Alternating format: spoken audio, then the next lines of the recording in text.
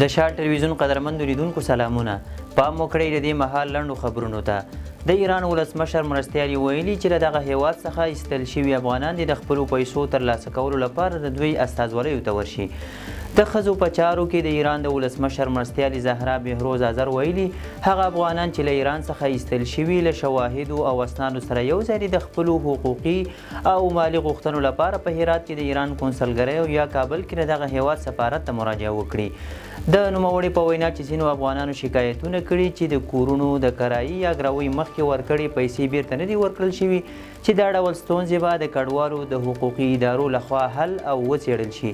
هغې همداراز ویلي چې د ایران د حکومت لپاره د افغان کډوالو د ایستلو موضوع خورا مهمه ده. کورنیو چارو وزارت یوازې په پښتو د مکتوبونو لیکلو راپور رد کړ. کورنیو چارو وزارت هغه راپور رد کړل چې ګواکې له دې وروسته به یې مکتوبونه یوازې په پښتو ژبه لیکل کیږي.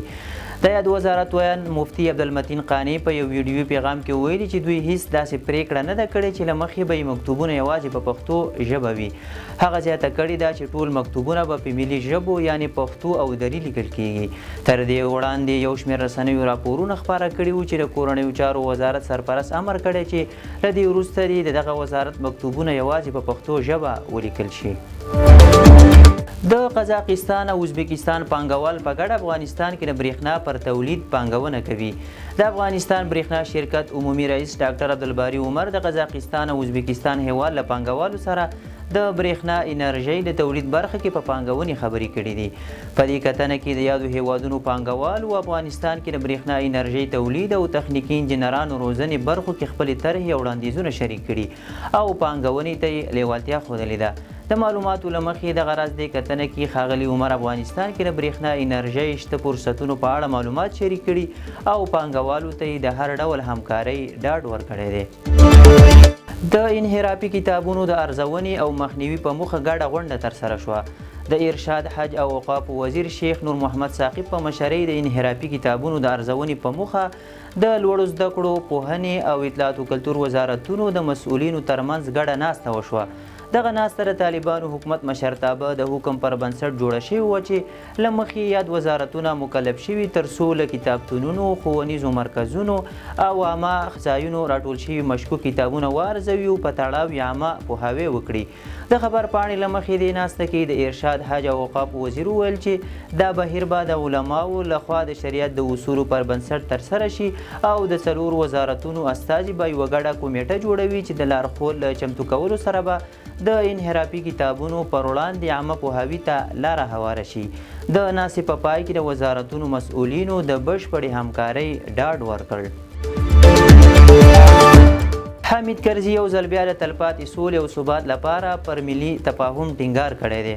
پخواني ولسمشر حامد کرزي کابل کې د جاپان له سفیر تاکایوشي کورومایا سره لیدنه ترسره کړې ده. په یاده ناسته کې نوموړي د افغانستان له خلکو سره د جاپان له مرستو هرکلی کړی او د دواړو هیوادونو ترمنځ یې اړیکې تاریخي او دوستانه بللي دي. ښاغلي کرزي په دې لیدنه کې افغانستان د ټولو افغانانو مشترک کور بللی او د تلپاتې سولې او ثبات د ټینګښت لپاره یې ملي تفاهم بهترینه لاره ګڼلې ده. پوهنې وزارت د زندانونو چارو تنظیم ادارې سره د سیوا زده کړې هوکړه لاسلیک کړه. د پوهنې وزارت د سیوا زده کړې پروګرامونو د انسجام او بسیج امیر زاهد الله سلیمي ویلي چې د دغې هوکړې پر بنسټ به د هیواد په 9 زندانونو کې د څه باندې 2000 زندانیانو لپاره د سیوا زده کړې زمینه برابره شي. هغه زیاتوي د زندانیانو لپاره د پوهنې وزارت منظور شوی تعلیمي نصاب په پام کې نیول شوی چې 9 میاشتې کورسونه دي. کوم کسان چې ورڅخه فارغیږي د پوهنې وزارت او د زندانونو چارو د تنظیم ادارې له لوري ورته تصدیق پاڼې هم ورکول کیږي. د زندانونو چارو تنظیم ادارې د ښوونې او روزنې رئیس نظر محمد ناصري بیا وایي چې اوس مهال زندانونو کې د سیوا زده کړې 88 ټولګي لري او د دغې هوکړې له لاسلیک وروسته به نور هم اضافه شي. د پوهنې وزارت تر دې وړاندې ویلي وو چې دغه وزارت په پام کې لري څو راتلونکو 3 کلونو کې هیواد کې د 1 میلیون کسانو لپاره د سیوا زده کړې پروګرامونه چمتو کړي. د خوړو او کرنې نړیوال سازمان د نړیوال بانک په مالي ملاتړ افغانستان کې د انګورو وچولو لپاره 115 ممیز خونې جوړوي.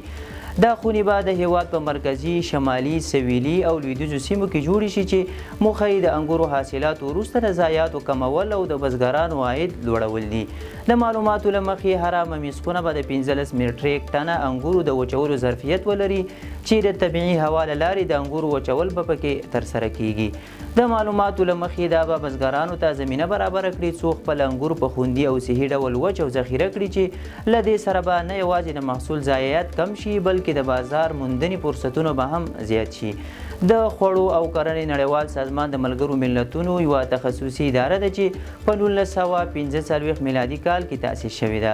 دا اداره له افغانستان سره له تیرو څو لسیزو راهیسې همکاري لري او موخه یې د لوږې له منځه وړل، له کرنیزو سیستمونو پراختیا، د بزګرانو د ظرفیت لوړول او د کلیوالو سیمو پیاوړي کول دي.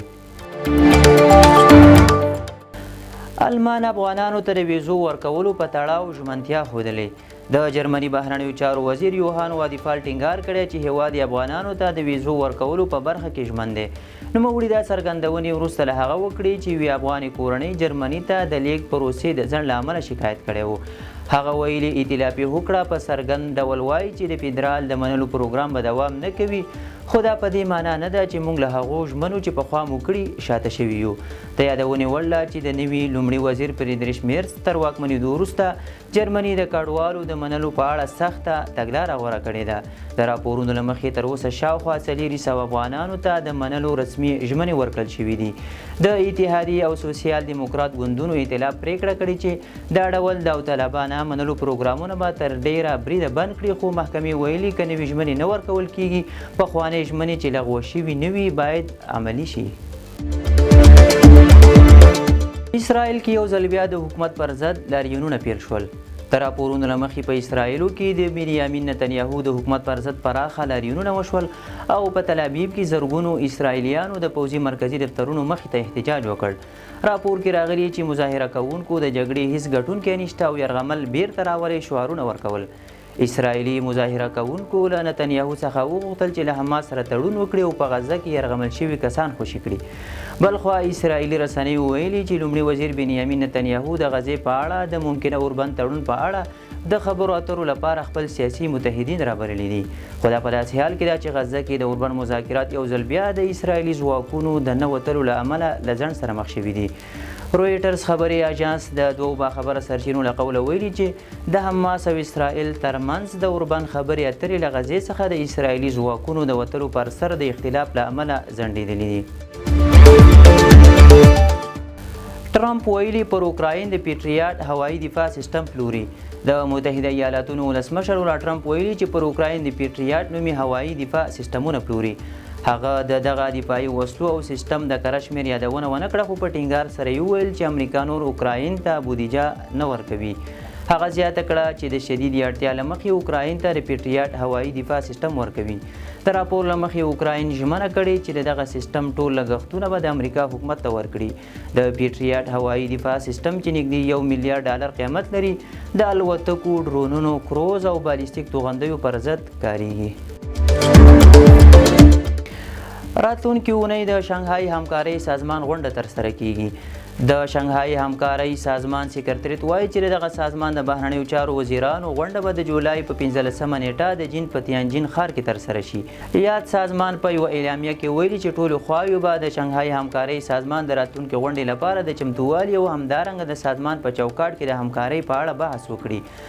د شانګهای همکارۍ سازمان د سکرتریت په اعلامیه کې ویل شوي چې دا غونډه به د نړیوالو اړیکو، امنیت او سیمه ییزې همکارۍ په څیر مهمو مسألو تمرکز وکړي.